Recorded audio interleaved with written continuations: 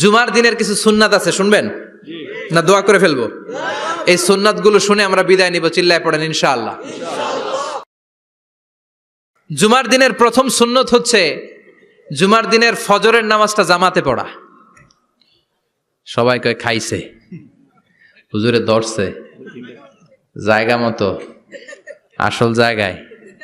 জুমার নামাজের প্রথম সুন্নত হচ্ছে ফজরের নামাজটা কি পড়া? জামাতে। আফদালুস সালাওয়াত ইনদাল্লাহি সালাতুল ফাজরি ফি ইয়াউমিল জুমআতি ফি জামাআহ। বিশ্বনবী বললেন জুমার নামাজের 15টা সুন্নত মুখস্থ রাখতে হবে। 1 নাম্বার সুন্নত ফজরের সালাত জামাতে পড়তে হবে। 2 নামাজ মুনাফিকদের কাছে সবচেয়ে কঠিন, একটা হচ্ছে ফজরের নামাজ আর একটা এশার নামাজ। এক আলেমকে জিজ্ঞেস করা হলো ফজরের বাতাসটা এত ঠান্ডা আর স্নিগ্ধ কেন? আলেম উত্তর দিয়েছিল, কারণ ফজরের বাতাসে মুনাফিকদের নাকের দুর্গন্ধ মিশে না। ফজরের বাতাসটা স্নিগ্ধ, ফজরের সময় আল্লাহওয়ালাদের আনাগোনা, মুসল্লিদের আনাগোনা, ইসলামের পক্ষের শক্তির আনাগোনা। চিল্লায় বলেন ঠিক কিনা? মসজিদে নববীতে জুমার নামাজের দৃশ্য আর ফজরের নামাজের দৃশ্য ছিল এক। বাংলাদেশে ফজরের নামাজের দৃশ্য আর জুমার নামাজের দৃশ্য এক নাকি? ফজরের নামাজের সময় মুসল্লি নাই, এক কাতারও হয় না। আর জুমার নামাজে পাক্কা মুসল্লি দেরি করে গেলে বারান্দায়ও জায়গা পায় না। কথা কন? তাহলে ফজরের নামাজটা আমরা জামাতে পড়বো ইনশাআল্লাহ। ইনশাআল্লাহ এত আসতে ইনশাআল্লাহ, আরো জোরে পড়েন ইনশাআল্লাহ। মনে থাকবে? 2 নাম্বার সুন্নাহ হচ্ছে আসওয়াক, মেসওয়াক করা।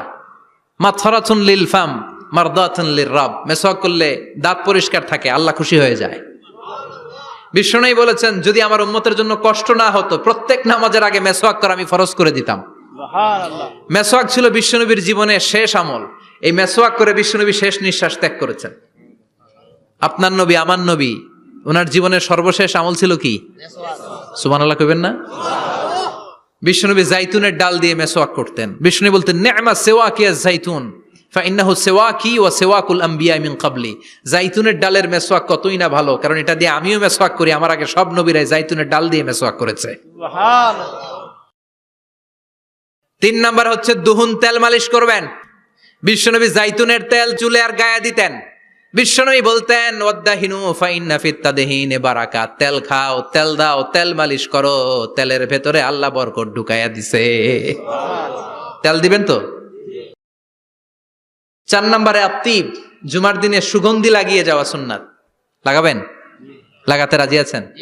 বিশ্বনবী বলতেন, এই দুনিয়ার 3টা জিনিস আমার কাছে সবচাইতে প্রিয়। হুব্বিবা ইলাইয়া মিন দুনিয়াকুম সালাস। 1 হচ্ছে আন-নিসা, নারীদেরকে আমি পছন্দ করি। 2 হচ্ছে আত্তিব, সুগন্ধি লাগাতে আমি পছন্দ করি। বিশ্বনবীরে কেউ সুগন্ধি হাদিয়া দিছে, বিশ্বনবী নেয় নাই, এরকম কোন ঘটনা ঘটে নাই। আল্লাহু আকবার। কুররাতু আইনি ফিস সালাহ। নামাজের মধ্যে যখন আমি দাঁড়িয়ে যাই আমার চক্ষুটারে ঠান্ডা করে দেয় কে? আবার বিশ্বনবী বলতেন, আরবাউন মিন সুনানিল মুরসালিন। 4টা সুন্নাত সব নবীদের সুন্নাত। 1 নম্বরে আল হায়া, মানে লজ্জা। আরেক বর্ণনা এসেছে আল খিতান, মানে সুন্নাতে খাতনা, এটা সব নবীদের ছিল। আর সেওয়াক, সব নবীরা মেসওয়াক করেছেন। আত্তিব, সব নবীরা আতর লাগিয়েছেন। আর নিকাহ, সব নবীরা বিয়েও করেছেন। চিল্লায় পড়েন আল্লাহু আকবার। আল লিবাস আহসানা সিয়াব, সুন্দর জামা পরা। নট নেসেসারি যে নতুন জামা হতে হবে, পুরাতন জামাও ধুয়ে আয়রন করে পরলে একটা সৌন্দর্য আছে না নাই?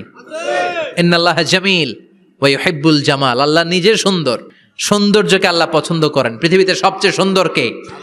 পৃথিবী সুন্দর, মানুষ সুন্দর, আসমান সুন্দর, জমিন সুন্দর, সুন্দরে সুন্দরে পাল্লা। জানি না কত সুন্দর তুমি আল্লাহ, জানি না কত সুন্দর তুমি আল্লাহ। সুবহানাল্লাহ পড়েন। ইন্নাল্লাহা ইউহিব্বু আইয়ারা আসারা নি'মাতিহি আলা আবদি। আল্লাহ তার বান্দার উপর তার নেয়ামতের ছিটে ফোঁটা দেখতে চান। আপনি যদি ধনী হন, দামি জামা পরবেন, সুন্দর জামা পরবেন। অনেকে আছে অনেক ধনী, কিপটুসের মতো সিরা জামা পরে, আছে না নাই? আপনি ধনী মানুষ, আপনি সিরা জামা পরছেন কেন? আপনার যে সম্পদ আছে এটার বহিঃপ্রকাশ আল্লাহ দেখতে পছন্দ করে। আপনাকে যে আল্লাহ কি নাজ নেয়ামত দিয়েছে, অহংকার ছাড়া স্বাভাবিক বহিঃপ্রকাশটা আল্লাহ দেখতে পছন্দ করে। কোন সুবহানাল্লাহ। এরপরে ইকসারুস সালাহ আলান নবী, বিশ্বনবীর উপর বেশি বেশি দুরূদ পড়া। বিশ্বনবী বলতেন জুমার দিন শ্রেষ্ঠ দিন, এই দিন আমার উপরে বেশি বেশি দুরূদ পড়ো। ফাইন্না সালাতাকুম মা'রুদাতুন আলাইয়া, কেননা তোমরা যে আমার উপরে দুরূদ পড়ো, আমি মরে যাওয়ার পরে এই দুরূদগুলো কে পাঠিয়েছে তার নাম, তার বাবার নাম সহ ফেরেশতারা আমার কবরে দিয়ে আসে। সুবহানাল্লাহ।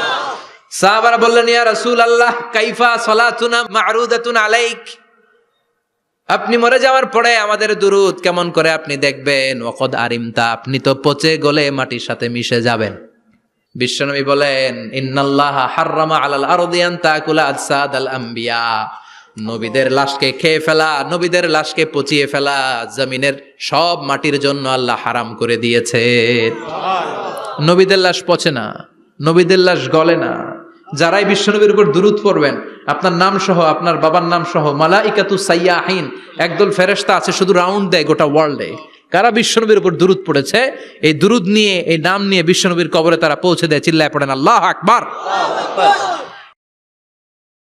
এরপরে বিশ্বনবী বলতেন জুমার দিনে সূরাতুল কাহাফ পড়বা, কাহাফ পড়া সুন্নাহ। সূরাতুল কাহাফ পড়তে রাজি আছেন? রাজি আছেন তো? 18 নম্বর সূরা, কোরআনের একেবারে মাঝখানের সূরা। আলহামদুলিল্লাহিল্লাযী আনজালা আলা আবদিহিল কিতাবা ওয়া লাম ইয়াজআল লাহু ইওয়াজা, এই আয়াত দিয়ে শুরু হয়েছে, শেষ করা হয়েছে ফামান কানা ইয়ারজু লিকা রাব্বিহি ফালইয়ামাল আমালান সালিহা ওয়া লা ইউশরিক বিইবাদাতি রাব্বিহি। আর মাঝখানে আছে ওয়ালিয়াতালাত্তাফ। হাফেজ সাহেবরা উত্তর দাও, মাঝখানে আছে কি? কথা কন। ওয়ালিয়াতালাত্তাফ একটা শব্দ আছে সূরা কাহাফের মাঝখানে। কোরআনের সব জায়গায় এক ফন্টে আয়াতগুলো লেখা, কিন্তু ওয়ালিয়াতালাত্তাফ মোটা করে লেখা আছে না? ডবল ফন্টে লেখা, মোটা, কারণ এটা কোরআনের একেবারে মাঝখানে অবস্থিত এই শব্দটা ওয়ালিয়াতালাত্তাফ। এর আগে যত শব্দ, এর পরে তত শব্দ, এর আগে যত কোরআনের অক্ষর, এর পরে তত অক্ষর। সুবহানাল্লাহ বাড়িতে গিয়া সুবহানাল্লাহ। বিশ্বনবী বললেন সূরাতুল কাহাফ যে তেলাওয়াত করবে ইয়াকুনু লাহু নূর, এই সূরাতুল কাহাফ কিয়ামতের দিন তার সামনে বিশাল একটা আলো হয়ে আসবে। এই আলো দিয়ে পুলসিরাত পার হয়ে ওই বান্দা জান্নাতের ভেতরে ঢুকে যাবে। আবার বিশ্বনবী বলেন যারা সূরাতুল কাহাফের প্রথম 10 আয়াত তেলাওয়াত করবে জুমার দিন, শেষের 10 আয়াত যারা জুমার দিন তেলাওয়াত করবে, দাজ্জালের ফিতনা থেকে তাদেরকে মুক্ত রাখবে কে? আল্লাহ। সুবহানাল্লাহ পড়বেন না? সুবহানাল্লাহ। সূরাতুল কাহাফ দিয়ে সকাল শুরু করতে রাজি আছেন? সবাই রাজি? এরপর আত-তাবকির ইলাল মসজিদ, মসজিদে আগে আগে যাওয়া সুন্নত। আগে যিনি যাবে উনি কি পাবে? তারপরে গরু, তারপরে বকরি, তারপরে মুরগি, মুরগির পরে ডিম না আন্ডা? আন্ডা। আল মাশিউ আলাল ইকদাম, বিশ্বনবী বললেন হেঁটে হেঁটে জুমার নামাজে যাওয়া সুন্নাহ। রিকশা, হুন্ডা, সাইকেল, সিএনজি দিয়ে গেলেও হবে, কিন্তু হেঁটে হেঁটে গেলে সওয়াব বেশি না কম? প্রতি কদমে কদমে আমলনামায় সওয়াব দিয়ে দিবে কে? আল্লাহ। এরপরে বিশ্বনবী বললেন আদামু তাখাত্তি রিকাবান নাস, মানুষের ঘাড় ডিঙ্গিয়ে সামনে না যাওয়া সুন্নাহ। অনেকে জুমার দিন আসে সবার শেষে বসতে চায় সামনে, এরকম ডাকাইত আছে না নাই? বিশ্বনবী জুমার খুতবা দিচ্ছেন, হঠাৎ এক সাহাবী সব সাহাবীর ঘাড় ডিঙ্গিয়ে ডিঙ্গিয়ে সামনে আসতেছে বুলেটের মতো। বিশ্বনবী বললেন থামো, এজেলেস বসো মিয়া, ফাকাদ আযাইতা ওয়া আনাইতা, আসছো দেরি করে আবার মুসল্লিদেরকেও কষ্ট দিচ্ছ। যেখানে জায়গা পাবেন ওইখানে বসবেন, মানুষের ঘাড় ডিঙ্গিয়ে সামনের কাতারে যাওয়া এটা ঠিক না। এজন্য জুমার দিন আগে আগে আসার চেষ্টা করবেন। রাজি আছেন তো? এরপরে বিশ্বনবী বললেন দুখুলুল মসজিদে রাকাতাইন, জুমার নামাজের দিন মসজিদে ঢোকার পরে 2 রাকাত পড়া সুন্নত। কয় রাকাত? 2 রাকাত। রাজি আছেন? কবলাল জুমা বাদাল জুমা, অনেকে প্রশ্ন করে বাদাল জুমা 4 রাকাত, মসজিদে পড়লে 4, ঘরে পড়লে 2, কিন্তু কবলাল জুমা সুনির্ধারিত নয়, অনির্ধারিত। মা কদ খুদ্দিরা লাক, যত আপনার তৌফিকে কুলায় 2 রাকাত করে করে 2, 4, 6 ইমাম সাহেব খুতবা দেওয়ার আগ পর্যন্ত। আপনি যদি আধা ঘন্টা আগে যান আপনি 10 রাকাত পড়তে পারবেন। চিল্লায় বলেন ঠিক কিনা? এরপরে বিশ্বনবী বলেন ইনসাত, চুপ থেকে খুতবা শুনবা। জুমার খুতবার সময় কথা বলা যাবে নাকি? কথা কন। বিশ্বনবী বললেন তোমার সামনে কেউ কথা বলতেছে, তুমি যদি বলো চুপ করো, এটাও তুমি খারাপ কাজ করছো। চুপ করো তোমার কইতে কইছে কে? চুপ করো বলে তুমি আরেকটা ভেজাল লাগাইছো। চিল্লায় বলেন ঠিক কিনা? তাহলে জুমার নামাজে কথা বলা যাবে না, কেউ কথা বললে চুপ করো এই কথাটাও বলতে বিশ্বনবী নিষেধ করেছেন। চিল্লায় বলেন ঠিক কিনা? এরপরে মজার একটা কথা বিশ্বনবী বলেছেন, জুমার নামাজ পড়তে যেয়ে যদি কারো ঘুম আসে জায়গা চেঞ্জ করে বসো। জুমার নামাজ পড়তে যাইয়া ঘুমান না, এরকম কে কে আছেন আল্লাহর ওলি? হাত তোলেন, হাত তুলতে পারবেন? আমিও তুলতে পারবো না, আমি কত ঘুমাইছি। জুমার খুতবা শুনতে গেলে ঘুমাস, কারণ রহমত নাজিল করে কে? পুরো মসজিদের ডানে বায়ে রহমতে ঠাসা, খালি ঘুম আর ঘুম। আছে না নাই? ঘুম আসলে কি করবেন? উঠে যাবেন, উঠে জায়গা চেঞ্জ করবেন, পানির ঝাপটা দিবেন, ঘুম দূর করে দিবে কে?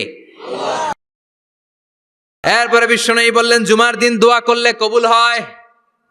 এমন একটা সময় আছে জুমার দিনে, ওই সময়ে যদি বান্দা আল্লাহর কাছে কিছু চায়, সেটা না দিয়ে খালি হাতে আল্লাহ বান্দারে ফিরাইয়া দেয় না। সেটা কখন?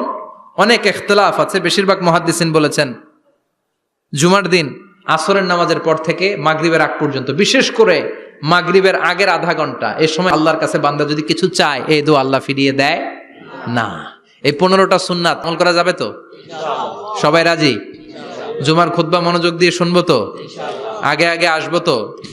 দোকানপাট বন্ধ করে জুমার নামাজের ভাবমূর্তি রক্ষা করবো তো? খতিব সাহেব যারা আছেন, জুমার আলোচনাটাকে আরো কনস্ট্রাকটিভ ওয়েতে নেন। সব বন্ধ হবে, জুমা বন্ধ হবে। তাফসির মাহফিলে 144 ধারা আছে না নাই? জুমার মাহফিলে আছে? জুমার দিন 144 জারি করছে।